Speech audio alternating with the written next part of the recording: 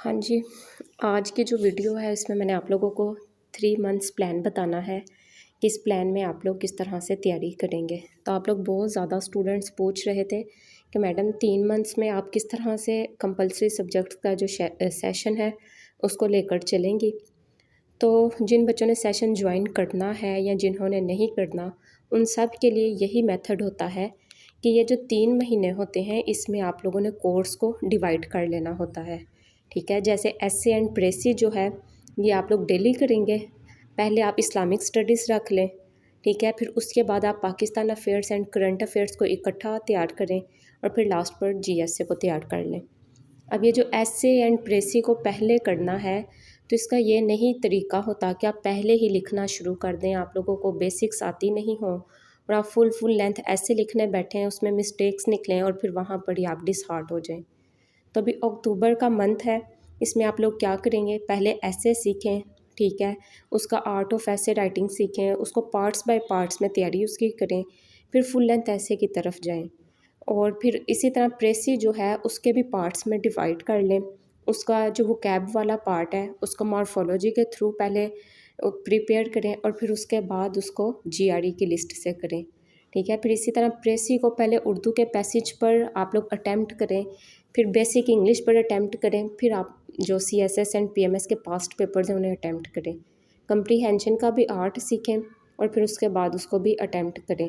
तो इसी तरह पार्ट्स में सिलेबस को समझ के करेंगे तो कम से कम इंग्लिश वाला जो पेपर है वो फ़ेल नहीं होता, और वो मैं आप लोगों से भी कहूँगी उसे फ़ेल ना करना, वो आसान होता है, वो पास किया जा सकता है, ठीक है। ऐसे भी फ़ेल नहीं होता अगर आपका मेंटोर अच्छा है और उसने आप लोगों को ऐसे हर तरह से तैयार करवाया है।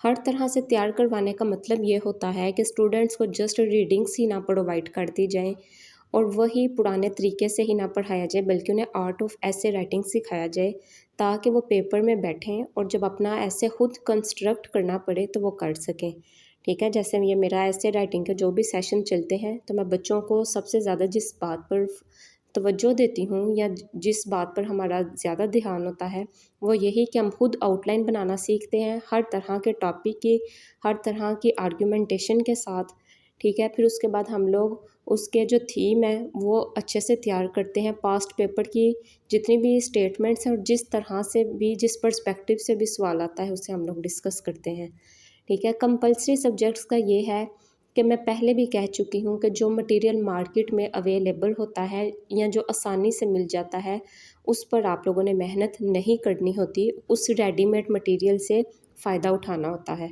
जैसे ये एमन, फ़ातिमा और हुमा रियाज, इन्होंने कोई मेरे पास पूरा साल बैठ के तो तैयारी नहीं की, ये भी अक्टूबर के मंथ में 2022 में आई थी। इन्होंने भी इसी तरह कंपल्सरी सब्जेक्ट्स का सेशन ज्वाइन किया था, ठीक है, और इन्होंने भी जिस तरह से मैंने पढ़ाया था वैसे ही किया था। मदीहा जो थी वो भी इसी तरह से आई थी। तो आप लोगों ने क्या करना है कि आप लोगों ने कोशिश करनी है कि अगर 24 की अटैम्प्ट को पास करना है तो अभी आप वो नोट्स नहीं बना सकते।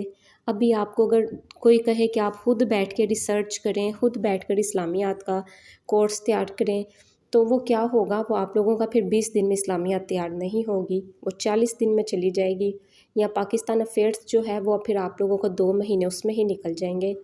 तो मेरा जो सेशन ज्वाइन करोगे आप लोग वो वन स्टॉप होगा। वन स्टॉप का मतलब ये है कि अब आप लोगों को खुद से कोई मटेरियल सर्च करना नहीं पड़ेगा। आपको क्वालिटी का अगर नहीं पता कि किस क्वालिटी का मटेरियल तैयार करना है वो भी आप लोगों को टेंशन नहीं होगी। और फिर दूसरी बात, मैं बहुत सिस्टमेटिक वे में लेकर चलती हूँ। जैसे मैंने आपको बताया, English essay and precis daily basis पर होगा, पेपर्स तक जो ऐसे है वो हर तरह से तैयार हो जाएगा। प्रेसी जो है जिस तरह मैंने स्टार्ट में बताया उस तरह पार्ट्स बाय पार्ट्स में तैयार हो जाएगी। और फिर जो आप लोग इवनिंग स्लॉट में इस तरह कंपल्सरी सब्जेक्ट्स तैयार करेंगे और मॉर्निंग जो स्लॉट्स होंगी उनमें आप लोग अपने तौर पर अपने ऑप्शनल्स तैयार करते रहना, ठीक है। और ये जो आपके पास अभी टाइम है, ये जो इनफ टाइम है, इस टाइम में आप लोग अपने जो 12 सब्जेक्ट्स हैं उन्हें बहुत अच्छे से तैयार भी कर सकते हैं, रिवाइज भी कर सकते हैं। लेकिन उसके लिए ये फिर यही बात कि अगर आप लोगों जो है वो किसी मेंटोर के ज़रिए पढ़ेंगे या सपोज़ आप लोग मेरा सेशन ज्वाइन करते हैं तो उससे ये होगा कि आप लोगों की आधी टेंशन जो होगी वो टीचर पर आ जाएगी, टीचर की रिस्पॉन्सिबिलिटी हो जाएगी। अगर मैं भी यहाँ पर बैठ के आप लोगों को कहूँ बुक्स से पढ़ें, फ़लाँ रिसर्च पेपर डाउनलोड कर लें, फ़लाँ वेबसाइट पर चले जाएँ, तो फिर वो 25 के स्टूडेंट्स के लिए होता है। 24 में क्या है आप लोगों को इसी तरह से आप कर सकते हैं। अच्छा, फिर कुछ बच्चों का सवाल होता है कि हमें एकेडमी ज्वाइन करनी चाहिए कि नहीं। तो देखो, आप लोगों ने एकेडमी क्यों ज्वाइन करनी है, आप लोगों का यही ना कि रिटर्न लिस्ट में आप लोगों का नाम आ जाए। और उस नाम के लिए क्या है, आपने 12 सब्जेक्ट्स पास करने हैं, अच्छे मार्क्स से पास करने हैं, एग्रीगेट से बहुत ज़्यादा ऊपर तक जाना है। तो अगर वही घर बैठ के आप लोगों को आसानी के साथ कंफर्टेबल इन्वायरमेंट में सब कुछ मिल जाए, तो क्या ये ज़्यादा बेहतर नहीं। एकेडमी की फ़ीस भी ज़्यादा है और एकेडमी में नंबर ऑफ़ स्टूडेंट्स भी ज़्यादा होते हैं। वहाँ पर टीचर जो है वो डायरेक्ट कांटेक्ट नहीं होता उसका स्टूडेंट के साथ, क्योंकि उनके पास स्टूडेंट ज़्यादा हैं, तो फिर ये पॉसिबल नहीं होता। मेरे पास जो स्टूडेंट्स होते हैं वो कम होते हैं, मुझे सब बच्चों की परफॉर्मेंस पता चल रही होती है कि कौन सा बच्चा क्लास ले रहा है, किसने कितनी क्लासेस छोड़ी हैं, या फिर आप लोग मुझे डायरेक्ट भी बता सकते हैं कि हमारा ये वाला लेक्चर रह गया था। ठीक है, इस तरह हम बहुत एक कोऑपरेटिव इन्वायरमेंट में लेकर चलते हैं। अच्छा, फिर कुछ बच्चे ऐसे थे जो मुझे कह रहे थे कि मैडम, हमारे जो बाकी कंपलसरी पास हैं लेकिन इंग्लिश एसे एंड प्रेसी पास नहीं है। तो उनके लिए मेरे पास 4 बैच हैं। ठीक है, इंग्लिश एसे और प्रेसी के 4 बैच स्टार्ट होंगे 10 अक्टूबर से। फर्स्ट बैच है, रेगुलर बैच है इंग्लिश एसे एंड प्रेसी का मॉर्निंग में, और सेकंड बैच है एसे एंड प्रेसी का बैच नंबर 31 इवनिंग में। इन 2 बैच में क्या है कि इसमें आप लोगों को बेसिक से ऐसे सिखाया जाएगा, एडवांस्ड लेवल तक होगा, और उसमें डेली असाइनमेंट होगी, डेली प्रैक्टिस होगी, डेली इवैल्यूएशन होगी, और उसमें भी आप लोगों की बहुत अच्छी तैयारी हो जाती है। जो स्टूडेंट्स मेरे पीएमएस में 100% मैंने बताया था ना मेरा रिज़ल्ट है, तो वो इसी सेशन से पढ़े हुए बच्चे थे। फिर कुछ बच्चे ऐसे होते हैं जिन्होंने बेसिक्स नहीं क्लियर करना होती, उन्होंने पहले ही बहुत ज़्यादा बेसिक क्लियर कर ली होती हैं, तो उनके लिए रेगुलर मेरा बैच प्रैक्टिस बैच है। प्रैक्टिस बैच जो होगा उसमें आप लोगों की ऐसे की मुकम्मल तैयारी करवाई जाएगी, लेकिन थ्रू प्रैक्टिस। ठीक है, आप आउटलाइन चेक करवाएंगे, आप इंट्रोडक्शन चेक करवाएंगे, बॉडी पैराग्राफ्स चेक करवाएंगे, कंक्लूजन करवाएंगे। फिर इस तरह आप लोगों का पार्ट्स बाय पार्ट्स के ज़रिए ऐसे तैयार होगा, और फिर उस ऐसे का मॉक पेपर होगा, और उस मॉक पेपर से आप लोगों की इवैल्यूएशन बहुत बेहतर इवैल्यूएशन होगी। मैं एक एक लाइन जो है वो चेक करके आप लोगों को रिपोर्ट देती हूँ। इसी तरह प्रेसी को भी हम लोग करेंगे। ये जो रेगुलर बेसिस पर इवैल्यूएशन बैच है उसमें क्या है, उसमें पार्ट्स बाय पार्ट्स आपकी प्रेसी भी इवैल्यूएट होगी और ऐसे भी। फिर एक मेरा सेशन है अलीट सेशन। अलीट सेशन उन स्टूडेंट्स के लिए है जो अफोर्ड कर सकते हैं और जिन्हें इंडिविजुअल मेंटोरशिप चाहिए होती है।